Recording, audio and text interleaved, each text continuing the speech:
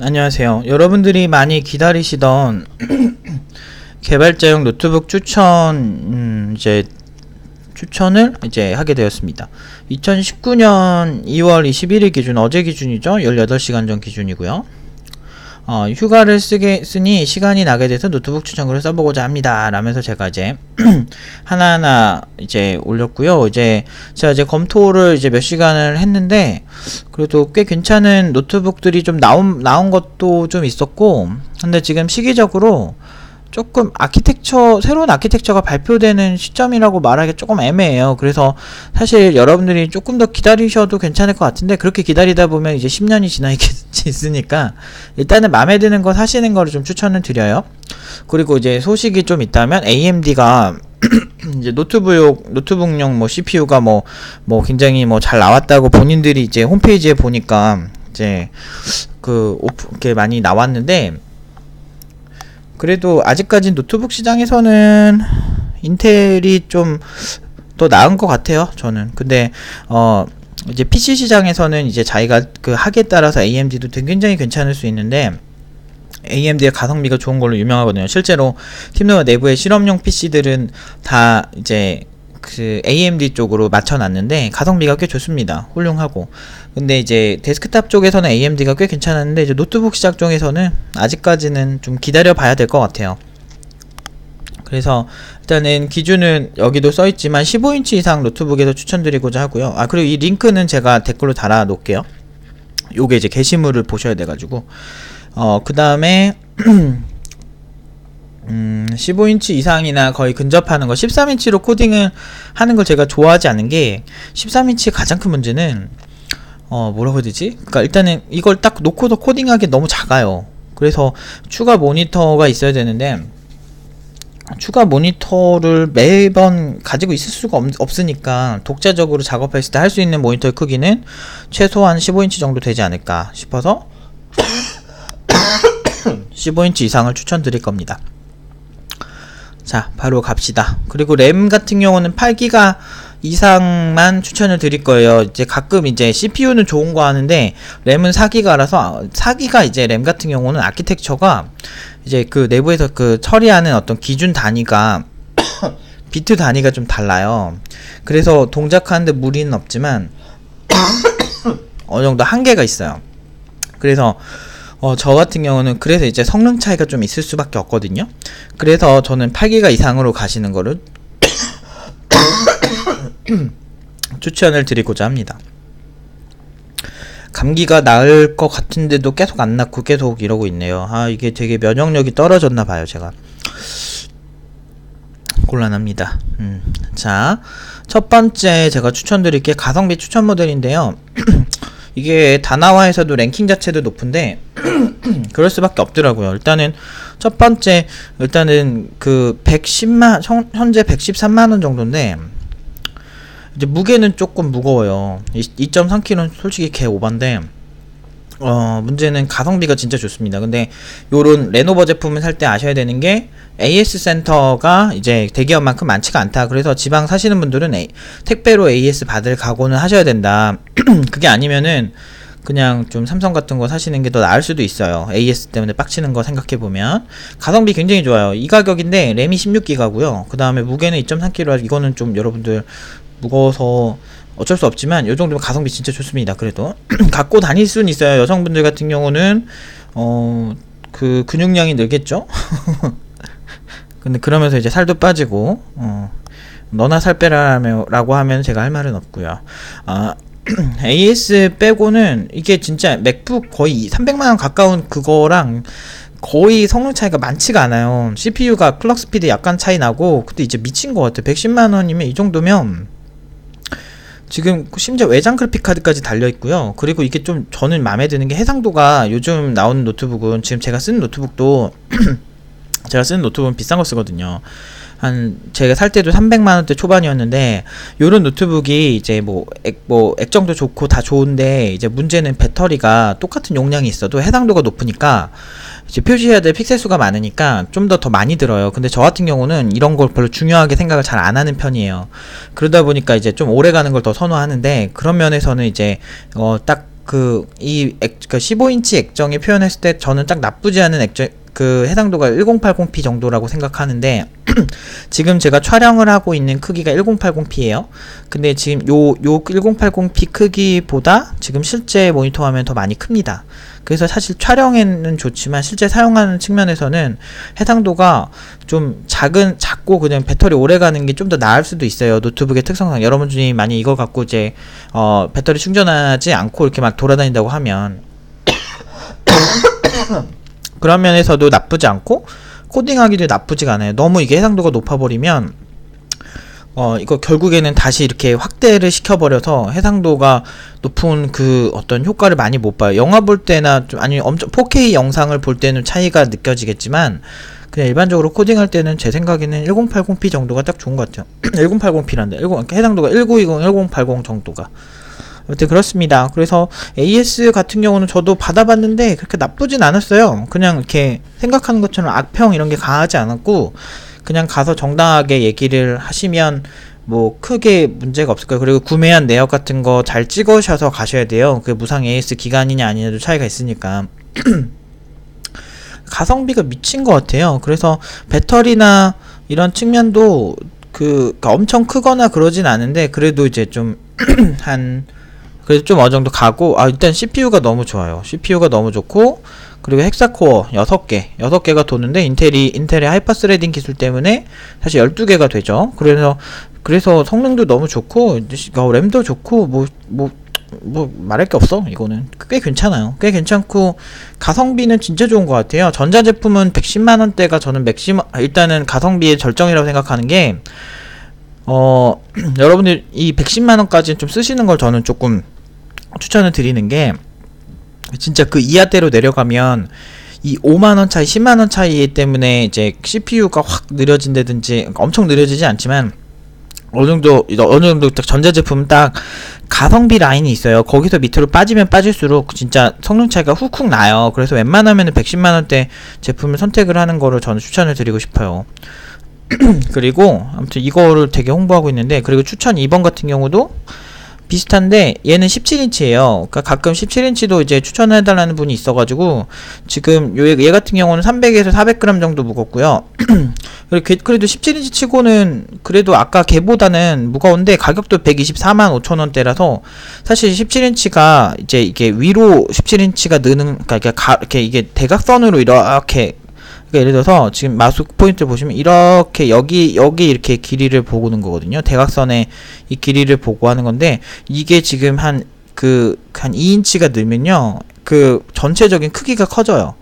그래서 코딩할 때 저같이 이렇게 확대해서 하고 큰 텍스트를 좋아하는 사람들은 나쁘지 않습니다. 그래서 얘는 지금 나쁘지 않아요. SSD 256기가로 나쁘지 않고 뭐 램도 16기가에다가 뭐 위에 있는 1번 그 노트북 거의 2인치가 늘었는데 400g 정도가 늘고 배터리 근데 얘는 단점이 하나 있다. 얘는 단점이 그 내장 배터리 크기가 조금 위에 거보다 좀 낮아요. 그래서 휴대용으로 막 많이 쓰는 용도보다는 좀 두고 쓰기 참 좋은데 가성비가 너무 좋게 나왔어요. 그러니까 MSI 뭐 레노버 뭐 이런 애들 보면 가성비 진짜 잘 빼는 것 같아요.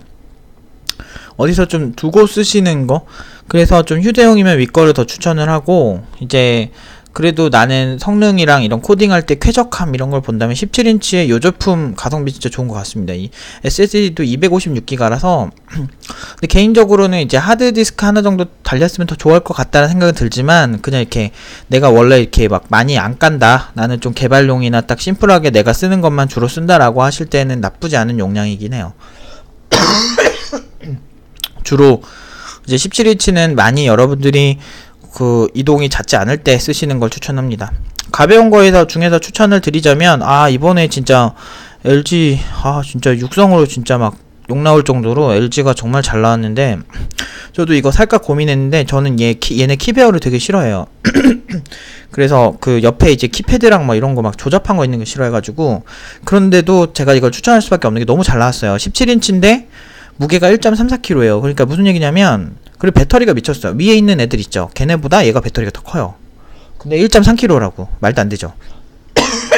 근데 이제 가격이 이제 너무 센데 이것보다 좀 낮은 가격대 애들이 있어요. 그런데 저는 이거를 추천을 하는 게 얘가 지금 CPU도 좋고 이제 요런 거 쓸 때는 여러분이 그냥 이런 이제 경량화된 노트북을 쓸 때 주의하셔야 되는 게 뭐냐면 이제 그래픽 카드 들어가는 게 좀 종류가 좀 달라요. 위에 있는 애들이랑.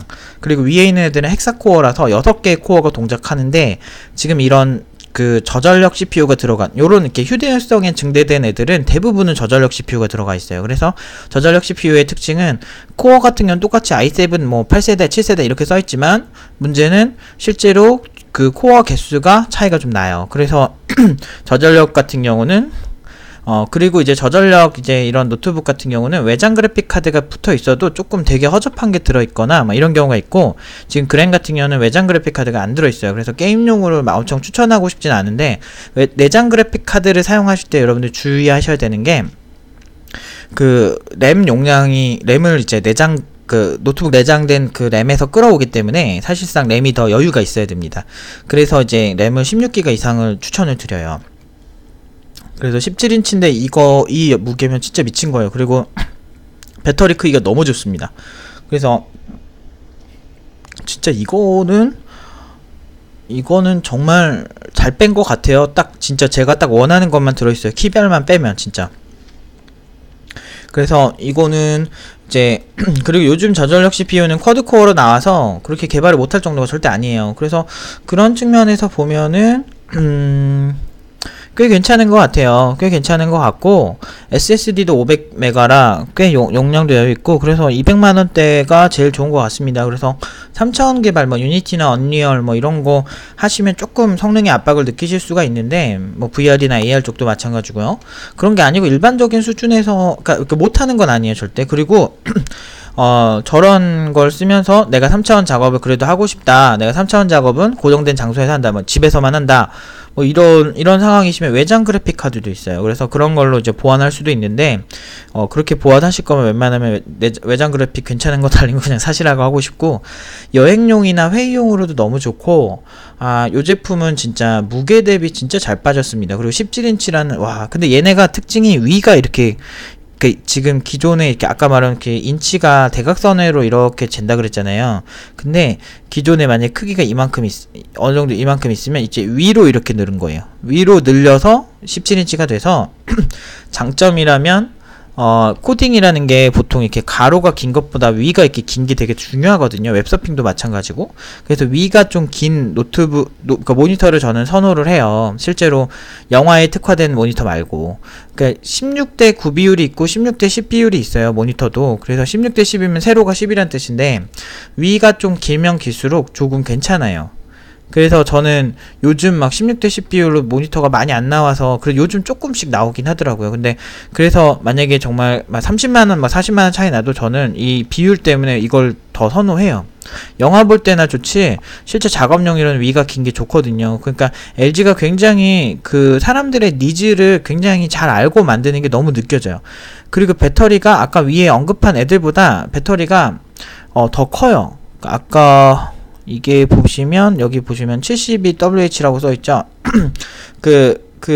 실제로 위에 애들은 50WH 뭐 이런 정도의 배터리인데, 얘가 더 경량화됐는데 지금 72WH면 진짜 미친 거예요. 아무튼 이거 굉장히 잘 나왔습니다. 그리고 이거는 요가북인데요. 14인치긴 해요. 근데 여기 보시면 얘가 요가를 하고 있죠. 모니터가 이렇게 다 꺾이죠. 요런 게 되게 좋은 것 같아요. 요가북도 저도 예전에 좀 이렇게 여행용으로 살까 고민을 하다가 서피스를 샀는데 존나 후회하고 있어요.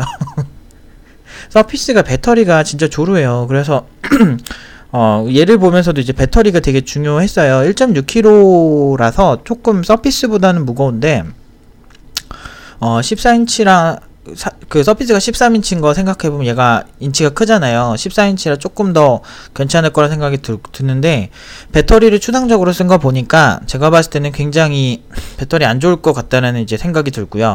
그런 건 있는데 이제 나머지 사양이 좋아요. 그리고 이게 132만 4천원이랑 제가 서피스를 300만원짜리 샀단 말이에요. 그러니까 제일 고사양의 정말 좋은 거 샀는데도 되게 마음에 안 들었는데, 얘는 그 가격대가 잘 빠졌다. 그리고 외장 그래픽 카드가 들어있다. 그리고 이렇게 막 꺾어서 내 맘대로 쓸 수 있고 터치 전용 펜으로 이제 뭔가를 할 수 있다라는 측면이 괜찮았어요. 저는 이제 강의할 때 이제 모니터를 켜놓고 이제 학생들 알려줄 때가 있는데 그때 이렇게 하기 좋은 거예요. 그래서 실제로 지금 제가 주로 이제 트랙패드로 하지 말고 이제 모니터로도 이렇게 지금 터치해서 쓰는데 이게 터치가 되나? 터치는 안 될 것처럼 보이긴 해요. 이게 전용 펜으로 해야 된다는 거 보니까. 그래도 이제 CPU도 꽤 괜찮은데요.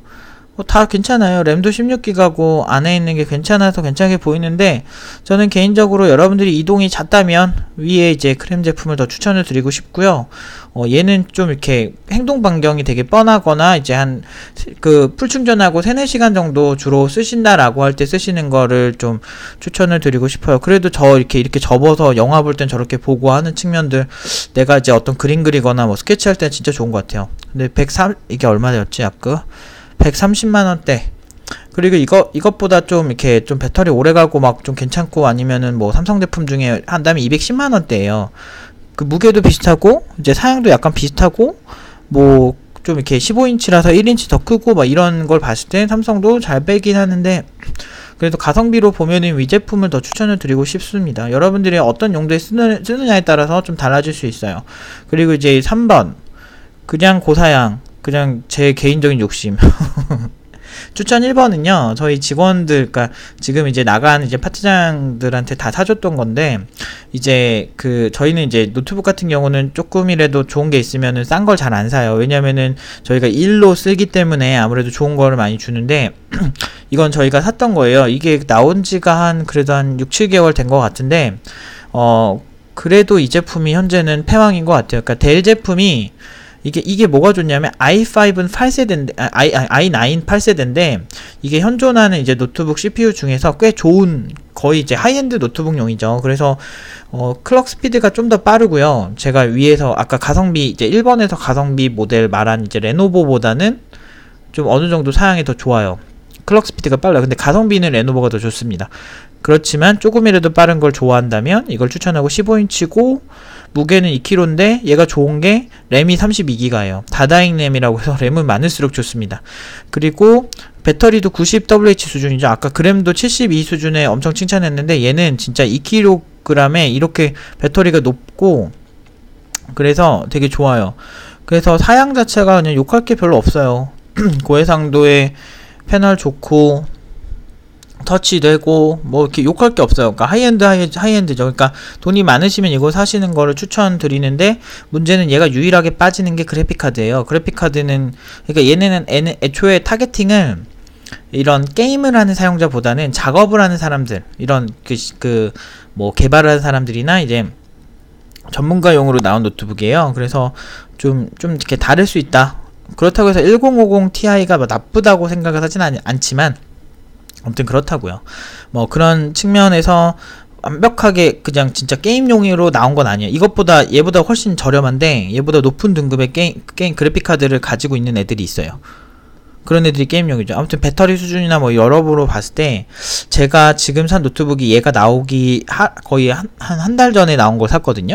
저도 이제 델 제품이고 이제 얘보다 이제 배터리가 좀 적어요. 그게 좀 아쉬운데 그렇지만 나름대로 굉장히 하이엔드 제품을 샀어요. 저도 비슷한 가격대에. 그렇지만 얘가 있었으면 저는 얘를 사지 않았을까 싶습니다. 그리고 추천 2번, 난 돈이 존나 많다. 460만원대에 이제 기가바이트 제품을 추천드립니다. 근데 이거는 그냥 거의 사시는 분들 없을 것 같긴 한데 얘는 이제 아까 말한 그런 위의 제품보다 거의 사양이 거의 동일한데 그래픽카드가 너무 좋아요. 그래서 그래픽카드 게임용으로 쓴다, 난 돈이 존나게 많다, 그러면은 이제 추천을 드리고요. 그리고 저렴한 것 중에는 이제 한성 대탑용 i5 모델이 있어요. 얘가 대탑용이라는 게 무엇이냐면 데스크탑에서 쓰는 CPU를 쓰는 건데, 데스크탑용이 보통 노트북용보다는 발열 제어 쪽이 좀 상대적으로 이렇게 좋진 않아요. 그래서 이제 대신에 되게 빨라요. 그래서 i5지만 쟤네 그렇게 꿀리지 않을 거예요. 위에 있는 애들이랑. i9은 잘 모르겠는데 뭐 1번에서 말한 가성비 모델에 비해서는 그렇게 빠지진 않는데 그 한성에서 요걸 되게 잘해요.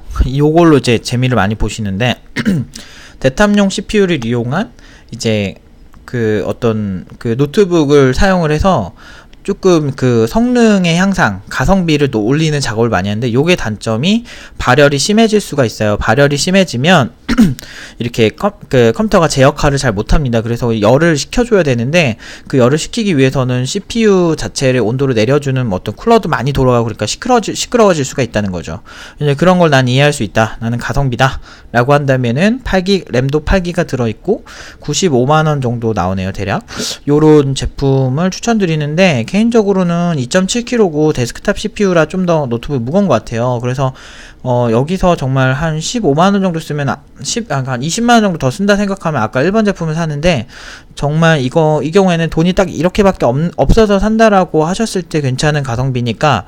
무게 자체가 400g이 좀 차이가 크거든요. 이거 제가 1번에서 추천해드린 추천 2번짜리 17인치 사면은 비슷한 무게거든요. 오히려 얘가 15인치인데 좀 더 무거워요. 그러니까 그런 측면이 있으니까.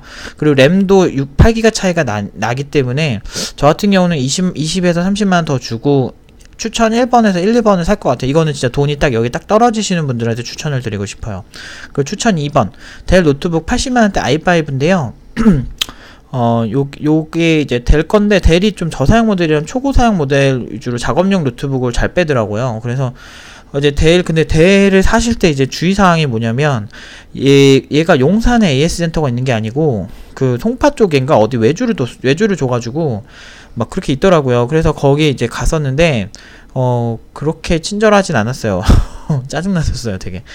근데 그렇다고 되게 막 불친절하고 이러지도 않아요. 근데 이제 좀 짜증나게 했었어요. 사실은 뭐 이렇게 좀 짜증나게 했었는데, 그래서 클레임을 걸까 하다가 이제 참았죠.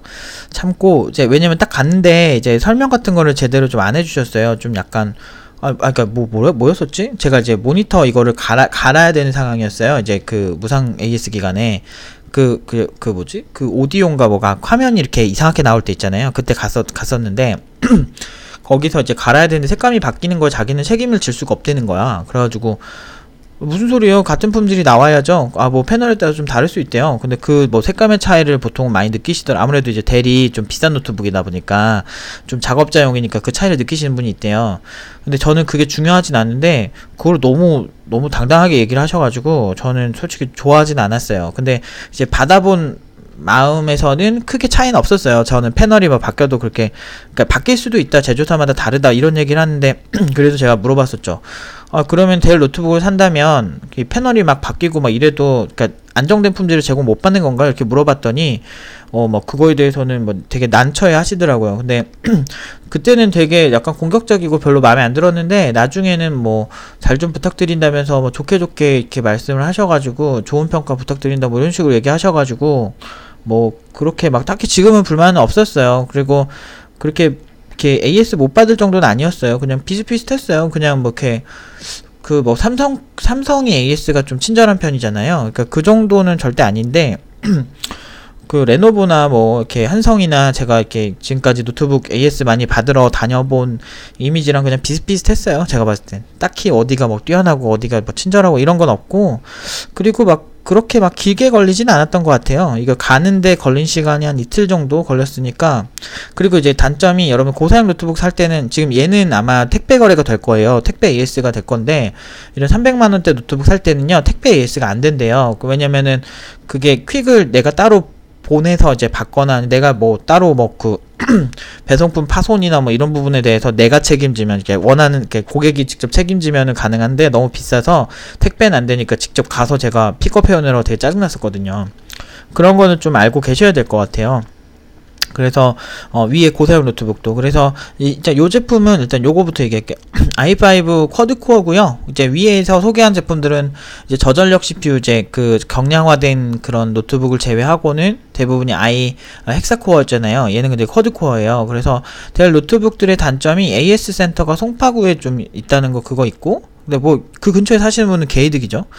롯데 그 근처에 롯데 뭐 그 되게 큰 건물 있잖아요. 롯데에서 지은 거, 그 건물이 근처에 있었어요. 그래서 그쯤 된다고 보시면 됩니다. 걸어서 거기 한 10분 안에 갈 정도의 그런 위치였어요. 그런데 2.5kg 이상이에요. 그래서 무게가 조금 아쉽고, 근데 뭐 17인치도 아닌데 17인치 무게야. 사양은 가성비가 좋고요. 이 정도면 사실 무난무난해요. 근데 램이 8기가라서 좀 아쉽고, 근데 그래도 이제 887,000원 정도에 쓰기엔 나쁘지 않죠. 그리고 하드디스크도 하나 달려서 이렇게 요런 모델이 하나가 있고, SSD 128, 그래서 여기 운영체제 까시고 SSD 운영체제 까시고 1테라의 일반적인 그냥 프로그램 까시면 될 것 같고, 근데 나는 좀 하드디스크 용량이 많이 필요 없다 그러면 SSD에 몰빵한 SSD 256기가 모델이 있어요. 물론 이제 이게 조금 램이 아직도 아쉽긴 한데 그래도 뭐 가성비 나쁘진 않아요. 저는 무조건 1번을 많이 추천합니다. 근데 이거는 이제 돈이 이렇게 이거밖에 없을 때 사는 추천하고 싶은 모델들이에요. 좀 무게는 존나 무거운데 뭐 어쩌겠어. 근데 외장 그래픽카드도 다 달려있고 그래서 게임 하실 때도 나쁘지 않아요. 위에 잘 보시면 알겠지만 델 330만원 모델이랑 그래픽카드가 같아요. 이런 거 보면 가성비 좋다는 게 좀 느껴지시죠?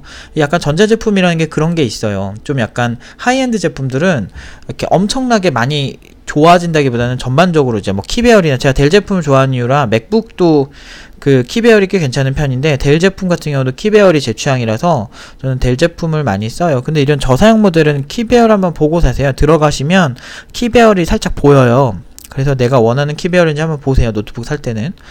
그래서 이렇게 하다 보니까 25분 동안 이렇게 떠들고 있네. 맥북 중에서는 추천을 드리자면 일단은 맥북 같은 경우는 사실 많이 안 나와요. 매년 한 8월쯤인가 매번 새로운 게 나오더라고요. 근데 맥북 같은 경우는 그렇게 많이 안 나와서 제가 뭐 이거를 쓰라 막 저거를 쓰라 말하기 되게 민망할 정도 너무 뻔한데 그래도 추천해달라는 분이 계세요. 근데 이제 프로 개발자를 지향을 한다, 본인들이 이제 한다라고 하면 저는 요 280만원대 노트북을 추천을 합니다. 요 정도는 최소 쓰셔야 된다고 생각해요. 왜냐면은 이게 개발을 할 때 의외로 좋은 거를 써도 렉이 좀 생겨요. 그래서 뭐 그래도 이제 맥북, 근데 얘랑 좀 두 개를 제가 말씀드렸는데 240만원대 230만원대 하나 있고 278만원, 그러니까 사실 280만원이냐 40만원 차이인데 SSD 용량 차이만 나요. 그래서 외장 하드를 따로 들고 다닌다, 나는 그렇게 할 거면 사실 요 제품 정도만 써도 상관없을 것 같아요. 그래서 사실 모델이 많지가 않아서 그냥 이제 뻔한 거 갖고 온 건데 매년 한 8월까지 기다리시던지. 근데 맥북 같은 경우는 중고가 방어가 좀 되는 편이에요. 그래서 그냥 필요하실 때 사시는 게 어떨까. 그러니까 뭐 지금 한 8월까지 기다리기에는 벌써 6개월 정도 기다려야 되니까 좀 긴 것 같고, 추천 3번, 이거는 어쩔 수 없이 추천을 드린 건데 이제 선택지가 없어서, 위에는 위에 애들은 다 헥사코어에 CPU도 좋고 램도 여유 있고 막 이런 편이에요. 위에 애들은 그래서 개발용으로 괜찮습니다. 근데 맥북은 가성비가 좋은 편은 아니에요. 근데 아예 소프트웨어 체계나 막 이런 게 좀 다르니까 뭐 그걸 감안해서 이제 추천을 드리는 건데, 저 돈 똑같이 비슷하게 쓰면은 훨씬 더 좋은 사양의 이제 그런 걸 노트북을 살 수가 있어서 그렇게 많이 좋아하진 않습니다, 개인적으로. 꼭 맥북을 써야 될 이유가 없다면 저는 맥북을 추천하진 않아요. 근데 맥북이 근데 좋은 게 있긴 있어요. 소프트웨어적으로나 뭐 간지도 나고. 근데 이제 가성비가 좀 아쉬울 뿐인데, 뭐 비슷한 소프트웨어 쓰면 가성비가 보이겠지만 맥북에만 있는 소프트웨어를 쓴다면 또 그거는 또 새로운 가치니까 그 부분은 이제 맥북을 써야 될 이유가 되겠죠. 뭐 그런 게 여러 개 있잖아요. 뭐 iOS 전용 개발자라든지 이런 사람들은 사야죠. 그리고 추천 3번은 이거는 사실 코딩용으로 추천하는 건 아니고 그냥 회의용이나 이런 걸로 추천하는 건데, 듀얼코어예요. 근데 150만원이란 말이죠. 근데 이게 지금 얘가 이제 140만원 정도 나오죠, 대략하면. 그런데 사실 요거 사시는 게 나아요. 진짜 100만, 한 90만원 차이 난다고 막 비슷할 거라 생각하실 수도 있는데, 얘가 가진 장점은 휴대성밖에 없어요. 듀얼코어에 그냥 좀 가볍다? 이 정도? 근데 인치가 이미 13인치니까 게임이 안 되죠. 위에 있는 애들 다 15인치인데. 그래서 개발용으로는 많이 추천 안 드려요. 그러니까 가끔 이제 학생들이 이렇게 조그만 귀여운 이제 그 맥북 이런 걸 갖고 올 때가 있는데, 그 친구들도 이제 불만 없이 쓴다고 하는데 확실히 속도를 옆에서 보면 되게 좀 느리긴 해요. 그래서 좀 그런 빡침을 견딜 수 있으면은 사실 개발은 할 수 있긴 있어요. 사실 문제는 없는데, 에어가 나온 이유 자체가 경량화된 뭐 그런 상태로 나온 거니까 그거는 좀 이해하셔야 돼요. 아무튼 제가 이렇게 한번 쓱 보고 느낀 건 한 요 정도예요. 한두 시간 보면서 봤는데, 대략적으로 제가 산다면 역시나 저는 1번을 살 것 같습니다. 맥북은 아까 추천드린 그래도 맥북이 제가 써보니까 이 SSD 하나 용량 256기가 늘려주고 진짜 한 40만원 더 받는데 좀 짱나긴 하는데, 그래도 맥북은 뭐 그래도 뭐 이렇게 딱히 이제 맥북에다가 뭐 깔고 그런 건 없는데, 이렇게 뭐라고 되지? 게임 같은 것도 많지 않고, 그러니까 게임 같은 거 깔지도 않고 막 그런데도 은근히 이렇게 한 512기가 정도가 되면 좀 좋은 것 같더라고요. 256기가는 조금 부족하다는 느낌이 들어요. 그래서 외장 하드 좀 갖고 다니셔야 될 것 같아요. 그래서 맥북은 그렇게 추천을 드리고요. 일단 이 1번 모델을 많이 추천을 드립니다. 1번이랑 2번. 근데 좀 갖고 다니실 거면 요 모델이 맥시멈인 것 같고, 그런 거 아니면은 17인치도 괜찮은 것 같아요. 집에서 놓고 쓰기도 괜찮잖아. 그래서 아무튼 여기까지 추천을 드리도록 하겠습니다. 이게 되게 생각보다 시간이 되게 많이 걸려요. 그러니까 저는 이제 컨텐츠를 뭐 따로 준비해서 뭐 한다기보다는 그냥 그 느낌 가는 대로 그냥 하고, 질문 오면 답변 드리고 이런 식으로 유튜브를 운영을 하는데, 유튜브라고 생각도 안 해요. 저는 그냥 하는 건데, 근데 이런 게 되게 많이 원하시더라고요. 그래서 또 업데이트를 이제 주기적으로 한 몇 개월에 한 번씩은 할 생각이니까 잘 봐주셨으면 좋겠습니다. 이거 보시고 잘 이제 자기에게 맞는 노트북을 잘 선정하셔서 오시면 좋겠습니다. 여기까지 할게요.